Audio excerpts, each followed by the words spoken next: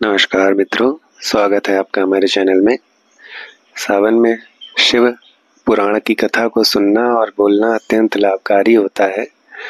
ऐसे में ब्रह्मा जी नारद जी को शिव कथा सुनाते हुए दक्ष ने भगवान शिव को शाप क्यों दिया है इस विषय में बताते हैं। वो बोलते हैं, हे नारद, पूर्व काल में समस्त महात्मा और ऋषि प्रयाग में इकट्ठा हुए। वहां पर उन्होंने एक बहुत विशाल यज्ञ का आयोजन किया था।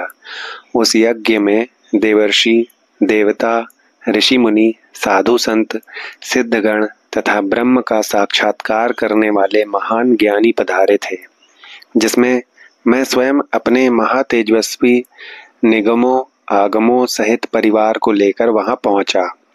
वहां बहुत बड़ा उत्सव हो रहा था। अनेक शास्त्रों में ज्ञान की चर्चा एवं वाद विवाद हो रहा था। उस यज्ञ में त्रिलोकीनाथ भगवान शिव भी देवी सती और अपने गणों सहित पधारे थे। भगवान शिव को वहां आया देख मैंने सभी देवताओं ऋषि मुनियों से उन्हें झुककर भक्ति भाव से प्रणाम किया तथा अनेक प्रकार से उनकी स्तुति की। शिव जी की आज्ञा पाकर सभी ने अपना आसन ग्रहण कर लिया। इसी समय प्रजापति दक्ष भी वहां आ पहुंचे। वे बड़े ही तेजस्वी थे।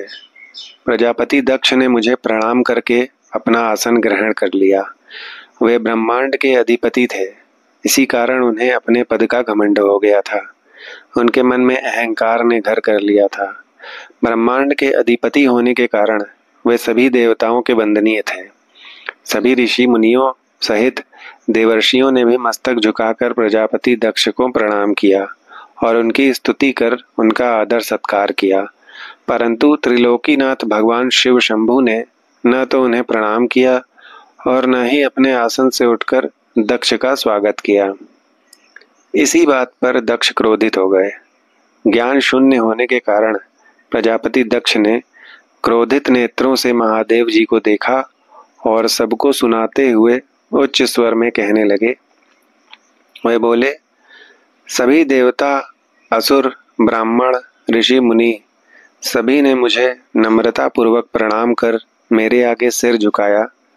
ये सभी उत्तम भक्ति भाव से मेरी आराधना करते हैं, परंतु सदैव प्रेतों और पिशाचों से घिरा रहने वाला ये दुष्ट मनुष्य क्यों मुझे देखकर अनदेखा कर रहा है। शमशान में निवास करने वाला ये निर्लज्ज जीव क्यों मेरे सामने मस्तक नहीं झुकाता। भूतों पिशाचों का साथ करने के कारण क्या यह शास्त्रों की विधि भी भूल गया है। इसने नीति के मार्ग को भी कलंकित किया है। इसके साथ रहने वाले या इसकी बातों का अनुसरण करने वाले मनुष्य पाखंडी, दुष्ट और पाप का आचरण करने वाले होते हैं। वे ब्राह्मणों की बुराई करते हैं तथा स्त्रियों के प्रति आकर्षित होते हैं। यह रुद्र चारों वर्णों से पृथक और कुरूप है, इसलिए इस पावन यज्ञ से इसे बहिष्कृत कर दिया जाए। ये उत्तम कुल और जन्म से हीन है, अतः इसे यज्ञ में भाग लेने न दिया जाए। पुत्र क्रोध से विवेक समाप्त हो जाता है। दक्ष ने शिव के लिए अपशब्द कहते समय उसके परिणाम पर तनिक भी विचार नहीं किया। अहंकार के कारण वो शिव के स्वरूप को भूल गया। वो ये भी भूल गया कि आदि शक्ति ने जिसका तप द्वारा वरण किया है वो कोई साधारण मनुष्य, ऋषि या देव नहीं है। ब्रह्मा जी बोले, हे नारद, दक्ष की ये बातें सुनकर भृगु आदि बहुत से महर्षि रुद्रदेव को दुष्ट मानकर उनकी निंदा करने लगे। ये बातें सुनकर नंदी को बुरा लगा, उनका क्रोध बढ़ने लगा और वे दक्ष को शाप देते हुए बोले कि हे महामूढ़, दुष्ट बुद्धि दक्ष, तू मेरे स्वामी देवादिदेव महेश्वर को यज्ञ से निकालने वाला कौन होता है। जिनके स्मरण मात्र से यज्ञ सफल हो जाते हैं और तीर्थ पवित्र हो जाते हैं, तू उन महादेव जी को कैसे शाप दे सकता है। मेरे स्वामी निर्दोष हैं और तूने अपने स्वार्थ की सिद्धि के लिए उन्हें शाप दिया है और उनका मजाक उड़ाया है। जिन सदाशिव ने इस जगत की सृष्टि की, इसका पालन किया और जो इसका संहार करते हैं, तू उन्हीं महेश्वर को शाप देता है। नंदी के ऐसे वचनों को सुनकर प्रजापति दक्ष के क्रोध की कोई सीमा न रही। वे आग बबूला हो गए और नंदी समेत सभी रुद्रगणों को शाप देते हुए बोले, अरे दुष्ट रुद्रगणों, मैं तुम्हें शाप देता हूँ कि तुम सब वेदों से बहिष्कृत हो जाओ। तुम वैदिक मार्ग से भटक जाओ और सभी ज्ञानी मनुष्य तुम्हारा त्याग कर दें। तुम शिष्ट आचरण न करो और पाखंडी हो जाओ। सिर पर जटा, शरीर पर भस्म एवं हड्डियों के आभूषण धारण कर मद्यपान, शराब का सेवन करो। जब दक्ष ने शिव जी के प्रिय पार्षदों को इस तरह शाप दिया तो नंदी बहुत क्रुद्ध हो गए। नंदी भगवान शिव के प्रिय पार्षद हैं। वे बहुत गर्व से दक्ष को उत्तर देते हुए बोले, नंदीश्वर ने कहा, हे दुर्बुद्धि दक्ष, तुझे शिव तत्व का ज्ञान नहीं है। तूने अहंकार में शिवगणों को शाप दे दिया है। तेरे कहने पर भृगु आदि ब्राह्मणों ने भी अभिमान के कारण भगवान शिव का मजाक उड़ाया है। अतः मैं भगवान शिव के तेज के प्रभाव से तुझे शाप देता हूँ कि तुझ जैसे अहंकारी मनुष्य जो सिर्फ कर्मों के फल को देखते हैं, वेदवाद में फंस कर रह जाएंगे। उनका वेद तत्व ज्ञान शून्य हो जाएगा। वे सदैव मोह माया में ही लिप्त रहेंगे। वे पुरुषार्थ विहीन होंगे और स्वर्ग को ही महत्व देंगे। वे क्रोधी और लोभी होंगे। वे सदा ही दान देने में लगे रहेंगे।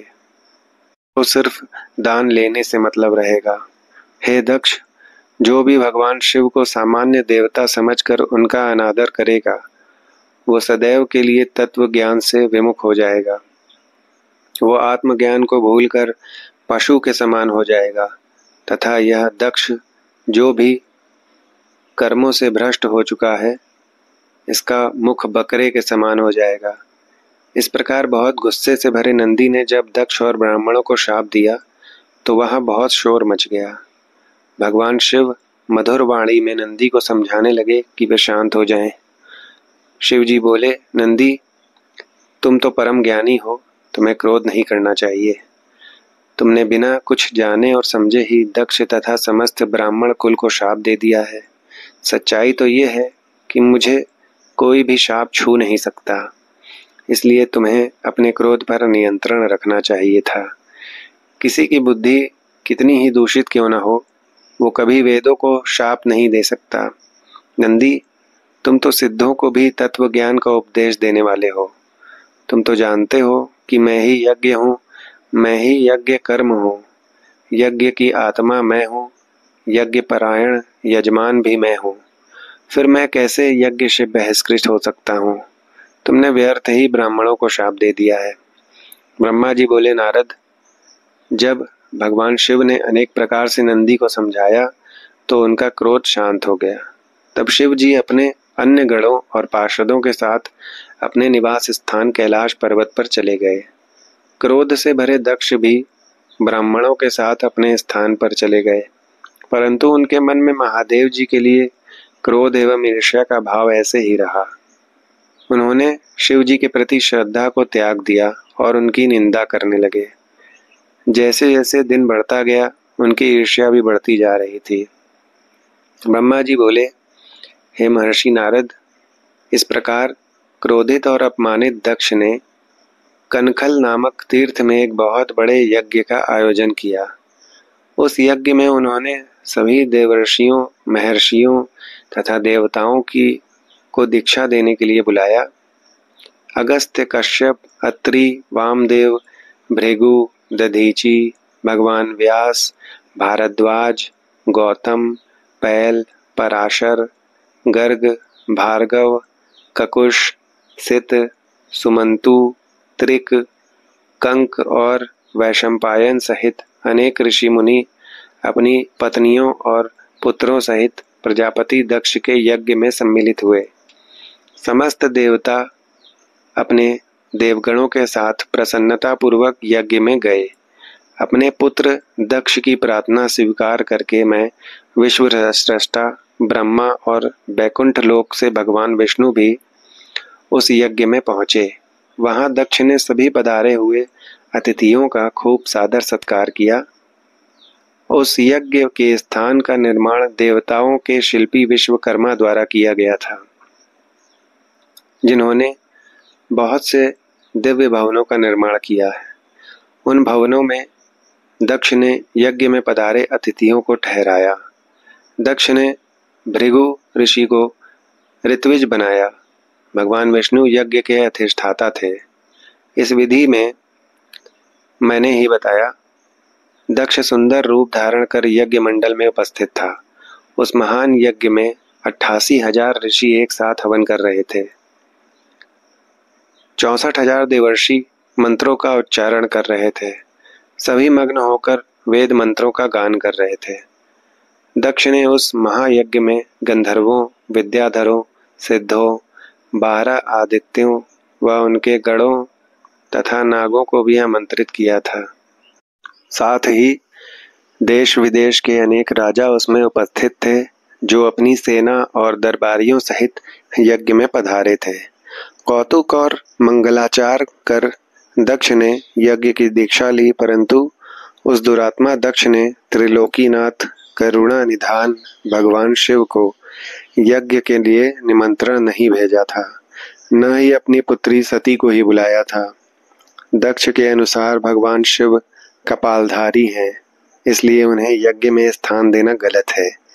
सती भी शिव जी की पत्नी होने के कारण कंपाली भार्या हुई, अतः उन्हें भी बुलाना पूर्णतः अनुचित था। दक्ष का यज्ञ महोत्सव बहुत ही धूमधाम और हर्षोल्लास के साथ आरंभ हो गया। सभी ऋषि मुनि अपने अपने कार्य में लग गए। तभी वहां महर्षि दधीचि पधारे। उस यज्ञ में भगवान शंकर को न पाकर दधीचि बोले, हे श्रेष्ठ देवताओं और महर्षियों, मैं आप सभी को श्रद्धापूर्वक नमस्कार करता हूँ। हे श्रेष्ठ जनों, आप सभी यहाँ इस महान यज्ञ में पधारे हैं। मैं आप सबसे ये पूछना चाहता हूँ कि मुझे इस यज्ञ में त्रिलोकीनाथ भगवान शंकर कहीं भी दिखाई नहीं दे रहे हैं। उनके बिना यह यज्ञ मुझे सूना लग रहा है। उनकी अनुपस्थिति से यज्ञ की शोभा कम हो गई है। जैसा कि आप जानते हैं कि भगवान शिव की कृपा से सभी कार्य सिद्ध होते हैं। वे परम सिद्ध पुरुष नीलकंठधारी प्रभु शंकर यहाँ क्यों नहीं दिखाई दे रहे हैं, जिनकी कृपा से अमंगल भी मंगल हो जाता है। जो सर्वथा सबका मंगल करते हैं, उन भगवान शिव का यज्ञ में उपस्थित होना बहुत आवश्यक है। इसलिए आप सभी को यज्ञ के सकुशल पूर्ण होने के लिए परम कल्याणकारी भगवान शिव को अनुनय विनय कर इस यज्ञ में लाना चाहिए, तभी इस यज्ञ की पूर्ति हो सकती है। इसलिए आप सभी श्रेष्ठ जन तुरंत कैलाश पर्वत पर जाएं और भगवान शिव और देवी सती को यज्ञ में बुलाकर लेकर आएं। उनके आने से ही ये यज्ञ पवित्र हो जाएगा। वे परम पुण्यमयी हैं। उनके यहाँ आने से ही यज्ञ संपूर्ण हो सकता है। महर्षि दधीचि की बातों को सुनकर दक्ष हंसते हुए बोला कि भगवान विष्णु देवताओं के मूल हैं, अतः मैं उन्हें सादर यहाँ बुलावा भेजा है। जब वे यहाँ उपस्थित हैं तो भला यज्ञ में क्या कमी हो सकती है। भगवान विष्णु के साथ साथ ब्रह्मा जी भी वेदों, उपनिषदों और विविध आगमों के साथ यहाँ पधारे हैं। देवगणों सहित इंद्र भी यहाँ उपस्थित हैं। वेद और वेद तत्वों को जानने वाले तथा उनका पालन करने वाले सभी महर्षि यज्ञ में आ चुके हैं। जब सभी देवगण और श्रेष्ठ जन यहाँ उपस्थित हैं तो रुद्र देव की यहाँ क्या आवश्यकता है। मैंने सिर्फ ब्रह्मा जी के कहने पर अपनी पुत्री सती का विवाह शिव जी से कर दिया था। मैं जानता हूँ कि वे कुलहीन हैं, उनके माता पिता का कुछ भी पता नहीं है। वे भूतों, प्रेतों और पिशाचों के स्वामी हैं। वे स्वयं ही अपनी प्रशंसा करते हैं। वे मूढ़, जड़, मौनी और ईर्ष्यालु होने के कारण यज्ञ में बुलाए जाने के योग्य नहीं हैं। अतः दधीचि जी, आप उन्हें यज्ञ में बुलाने के लिए ना कहें। आप सब ऋषि मुनि मिलकर अपने सहयोग से मेरे इस यज्ञ को सफल बनाएं। दक्ष की बात सुनकर दधीचि मुनि बोले, हे दक्ष, परम कल्याणकारी भगवान शिव को यज्ञ में न बुलाकर तुमने इस यज्ञ को पहले ही भंग कर दिया है। यह यज्ञ कहलाने लायक ही नहीं है। तुमने भगवान शिव को निमंत्रण न देकर उनकी अवहेलना की है, इसलिए तुम्हारा विनाश निश्चित है। ये कहकर दधीची वहां से अपने आश्रम चले गए। उनके पीछे पीछे भगवान शिव का अनुसरण करने वाले सभी ऋषि मुनि वहां से चले गए। दक्ष के समर्थकों ने यज्ञ छोड़कर ऋषि मुनियों के प्रति व्यंग भरे वचनों का प्रयोग किया। इस प्रकार प्रसन्न होकर दक्ष बोलने लगे कि बहुत अच्छी बात है कि मंद बुद्धि और मिथ्यावाद में लगे दुराचारी मनुष्य सभी इस यज्ञ का त्याग करके खुद ही चले गए। भगवान विष्णु और ब्रह्मा जी तो की सभी वेदों के ज्ञाता हैं और वेद तत्वों से परिपूर्ण है, अभी भी यहाँ इस यज्ञ में उपस्थित है। ये ही मेरे यज्ञ को सफल बनाएंगे। ब्रह्मा जी बोले कि दक्ष की ये बातें सुनकर वे सभी शिव माया से मोहित हो गए। सभी देवर्षि आदि देवताओं का पूजन करने लगे। इस प्रकार यज्ञ पुनः आरंभ हो गया। मुनिश्रेष्ठ, इस प्रकार वहां यज्ञ स्थल पर रुके अनेक देवर्षि और मुनि वहां पुनः यज्ञ को पूर्ण करने हेतु पूजन करने लगे। ब्रह्मा जी कहते हैं, नारद, जिस समय देवता और ऋषिगण दक्ष के यज्ञ में भाग लेने के लिए उत्सव करते हुए जा रहे थे, उस समय दक्ष की पुत्री सती अपनी सखियों के साथ गंधमादन पर्वत पर धारा गृह में अनेक क्रीड़ाएं कर रही थीं। सती ने देखा कि रोहिणी के साथ चंद्रमा कहीं जा रहे थे। तब सती ने अपनी प्रिय सखी विजया से कहा कि विजय, जल्दी जाकर पूछो कि देवी रोहिणी और चंद्र कहाँ जा रहे हैं। तब विजया दौड़कर चंद्रदेव के पास गई और उन्हें नमस्कार करके उनसे पूछा कि चंद्रदेव, आप कहाँ जा रहे हैं। चंद्रदेव ने उत्तर दिया कि वे दक्ष द्वारा आयोजित यज्ञ में निमंत्रित हैं, अतः वहीं जा रहे हैं। यज्ञोत्सव के बारे में सुनकर देवी विजया तुरंत देवी सती के पास आई और सारी बातों से सती को अवगत कराया। तब देवी सती को बहुत आश्चर्य हुआ कि ऐसी क्या बात है जो पिताजी ने यज्ञ उत्सव में अपनी बेटी और दामाद को निमंत्रण देने के विचार नहीं किया और सूचना तक नहीं दी। बहुत सोचने पर भी उनकी समझ में कुछ नहीं आ रहा था। असमंजस की स्थिति में वे अपने पति महादेव जी के पास गईं और उनसे कहने लगीं। वे बोली, महादेव जी, मुझे ज्ञात हुआ है कि मेरे पिताश्री दक्ष जी ने एक बहुत बड़े यज्ञ उत्सव का आयोजन किया है, जिसमें उन्होंने सभी देवर्षियों, महर्षियों और देवताओं को आमंत्रित किया है। सभी देवता और ऋषिगण वहां एकत्रित हो चुके हैं। हे प्रभु, मुझे बताइए कि आप वहां क्यों नहीं जा रहे हैं। आप सभी सुहृदयों से मिलने को हमेशा आतुर रहते हैं। आप भक्त वत्सल हैं। प्रभु, उस महायज्ञ में सभी आपके भक्त पधारे होंगे। आप मेरी प्रार्थना मानकर आज ही मेरे साथ मेरे पिता के उस महान यज्ञ में चलिए। सती इस प्रकार भगवान शंकर से यज्ञशाला में चलने की प्रार्थना करने लगी। उनकी प्रार्थना सुनकर महादेव प्रभु बोले, देवी, तुम्हारे पिता दक्ष मेरे विशेष द्रोही हो गए हैं। वे मुझसे बैर की भावना रखते हैं। इसी वजह से उन्होंने मुझे निमंत्रण नहीं दिया और बिना बुलाए दूसरों के घर पे जाना मरण से भी अधिक अपमानजनक होता है। हे देवी, उस यज्ञ में सभी अभिमानी, मूढ़ और ज्ञान शून्य देवता और ऋषि ही हैं। उत्तम व्रत का पालन करने वाले और मेरा पूजन करने वाले ऋषि मुनि और देवताओं ने उस महायज्ञ का त्याग कर दिया है, तथा अपने अपने धाम को वापस चले गए हैं। अतः प्रिय, हमारा उस यज्ञ में जाना अनुचित है।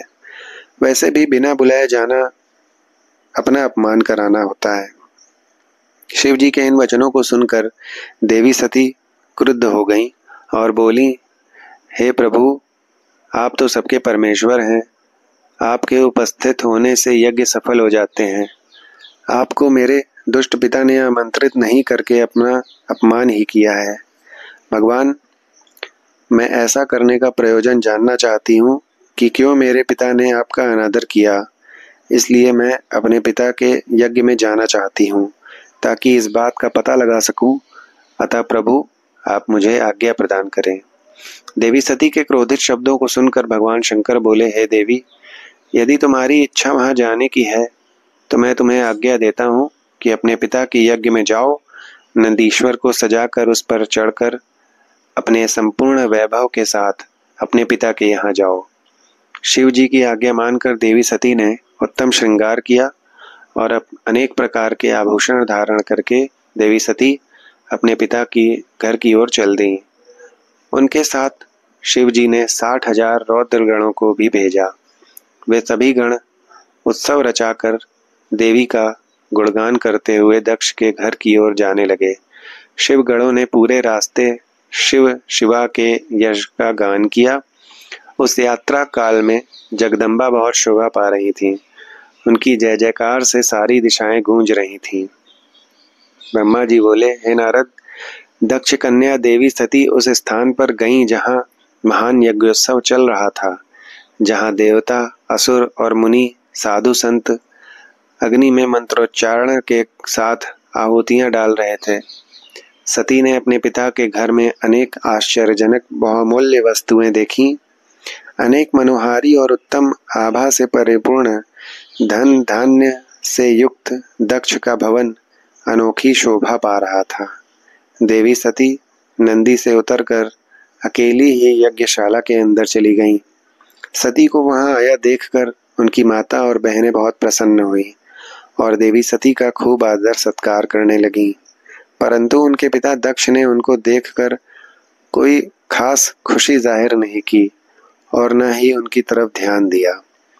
दक्ष के भय से ही अन्य लोगों ने भी देवी सती का आदर नहीं किया। सभी के व्यवहार में तिरस्कार देखकर देवी सती को बहुत आश्चर्य हुआ। फिर भी उन्होंने अपने माता पिता के चरणों में मस्तक झुकाया। देवी सती ने यज्ञ में सभी देवताओं का अलग अलग भाग देखा। जब सती को अपने पति भगवान शिव का भाग वहां दिखाई नहीं दिया तो उन्हें बहुत क्रोध आया।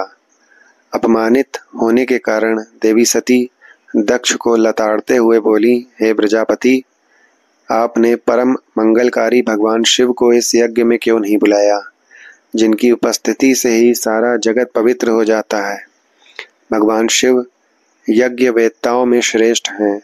वे ही यज्ञ के अंग हैं, वे ही यजमान हैं। जब सब कुछ वे ही हैं तो उनके बिना इस महायज्ञ की सिद्धि कैसे हो सकती है। उनके बिना तो ये यज्ञ अपवित्र है। आपने भगवान शिव को सामान्य समझकर उनका घोर अनादर किया है। शायद आपकी बुद्धि के भ्रष्ट होने का कारण ऐसा हुआ है। मुझे तो ये समझ में नहीं आ रहा है कि बिना भगवान शिव के आए ये विष्णु और ब्रह्मा सहित सभी ऋषि मुनि इस यज्ञ में कैसे आ गए। तब देवी सती मेरे सम्मुख खड़ी हुई और विष्णु सहित सभी उपस्थित देवताओं और ऋषियों और मुनियों को डांटने लगी और उन्हें बहुत फटकारा। ब्रह्मा जी बोले, हे मुनिश्रेष्ठ नारद, क्रोध से भरी देवी जगदम्बा ने अत्यंत दुखी मन से हम सभी देवता और मुनियों को बहुत सी बातें सुनाई। देवी सती की बातें सुनकर कोई भी कुछ नहीं बोला, परंतु उनके पिता दक्ष उनके वचनों से बहुत अधिक क्रोधित हो गए और इस प्रकार बोले। कहा, हे पुत्री सती, तुम्हारे इस प्रकार के वचनों से क्या लाभ होगा। तुम बिना बात के सभी का अपमान कर रही हो। वैसे भी मैंने तुम्हें यहाँ आने का कोई निमंत्रण नहीं दिया था, तो तुम क्यों चली आई। तुम यहाँ खड़ी रहो या वापस चली जाओ, तुम्हारी इच्छा है। वैसे भी यहाँ उपस्थित सभी देवता और ऋषि मुनि ये जानते हैं कि तुम्हारे पति शिव अमंगलकारी हैं। उन्हें वेदों से बहिष्कृत किया गया है। वे भूतों, प्रेतों तथा पिशाचों के स्वामी हैं। उन्होंने बहुत बुरा वेश धारण किया है, इसलिए मैंने रुद्र को इस महायज्ञ में नहीं बुलाया है। मैंने बिना सोचे समझे ब्रह्मा जी के कहने पर तुम्हारा विवाह उनसे कर दिया, नहीं तो शिव इस योग्य नहीं है कि उनसे किसी भी प्रकार से कोई संबंध बनाया जाए। अब तुम आ ही गई हो तो स्थान ग्रहण कर लो। आगे तुम्हारी जैसी इच्छा, हमारा कोई आग्रह नहीं है। दक्ष की ये बातें सुनकर उनकी दुहिता सती ने अपने पति की बुराई करने वाले अपने पिता को देखा तो उनके मन में रोष बढ़ गया। वे क्रोध से भर गईं। तब वे मन में ही विचार करने लगीं कि अब मैं शिव जी के सामने कैसे जाऊंगी। यदि किसी तरह उनके पास चली भी गई तो उनके द्वारा यज्ञ का समाचार पूछने पर क्या कहूंगी। ये सब सोचकर वे अपने पिता दक्ष से बोली, जो त्रिलोकीनाथ करुणा निधान महादेव जी की निंदा करता या सुनता है वो हमेशा के लिए नरक में जाता है, अर्थात जब तक सूर्य और चंद्रमा का अस्तित्व है उसे नरक भोगना पड़ता है। इस प्रकार देवी सती को वहां आने पर बहुत पश्चाताप हो रहा था। अपने पति भगवान शिव की अवहेलना को वो सहन नहीं कर पा रही थीं। तब वे अपने पिता दक्ष सहित अन्य देवताओं से कहने लगीं।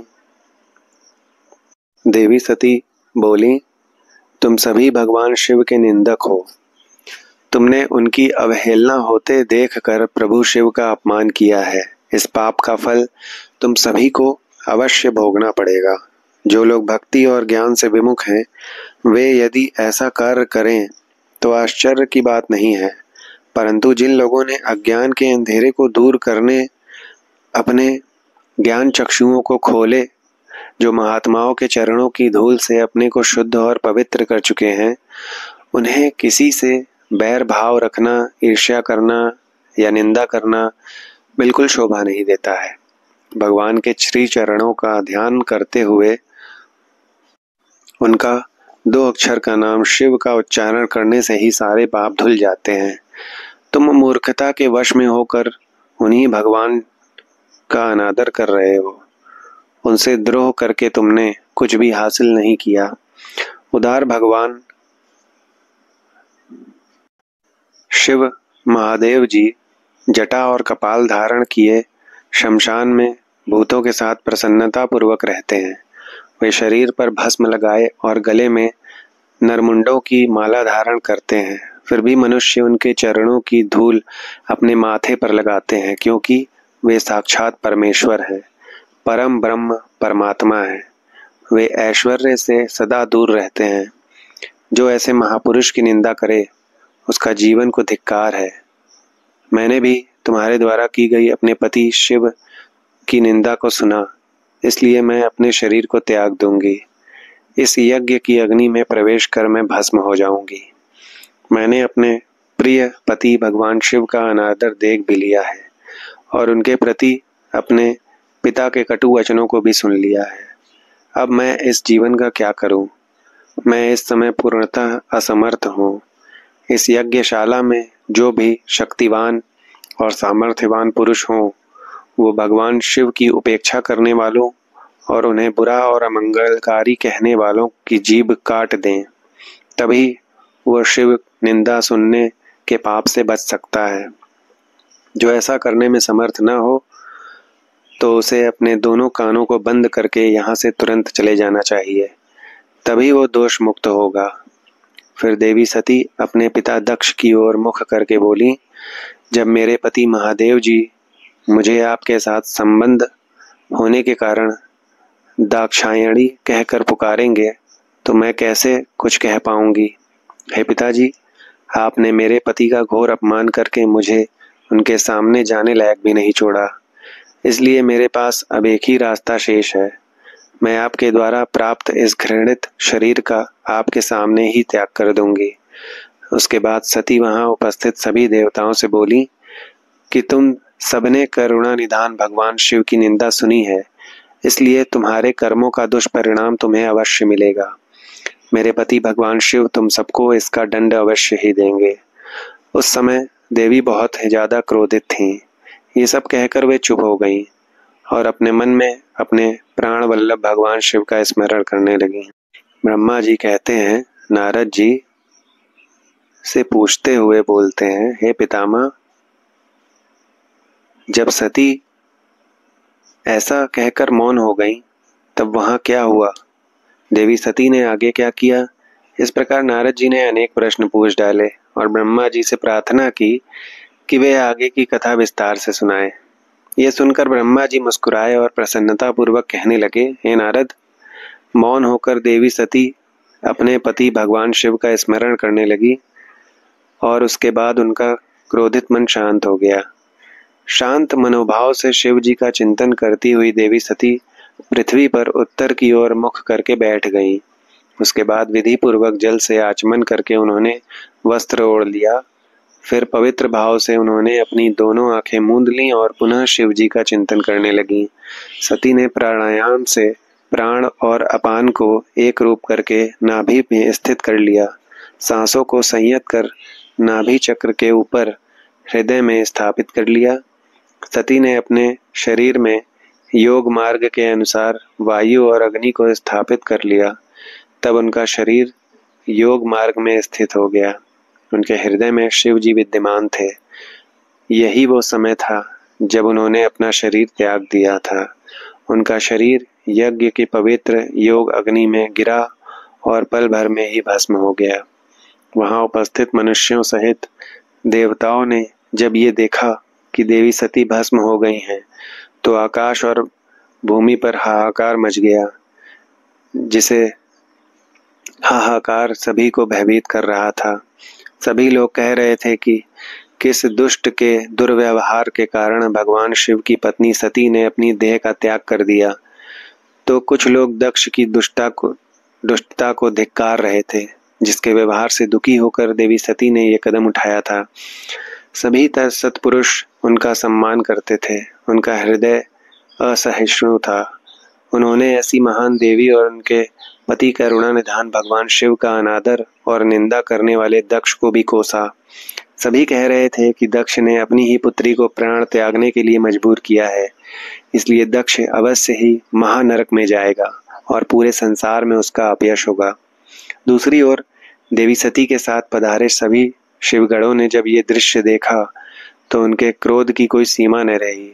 वह तुरंत अपने अस्त्र शस्त्र लेकर दक्ष को मारने के लिए दौड़ पड़े। वे 7,000 पार्षदगण क्रोध से चिल्ला रहे थे और अपने को ही धिक्कार रहे थे कि यहाँ उपस्थित होते हुए भी हम अपनी माता देवी सती की रक्षा नहीं कर पाए। उनमें से कई पार्षदों ने तो अपने शरीर का त्याग स्वयं वहीं पर कर दिया। बचे हुए सभी शिवगण दक्ष को मारने के लिए बड़ी तेजी से आगे बढ़ रहे थे।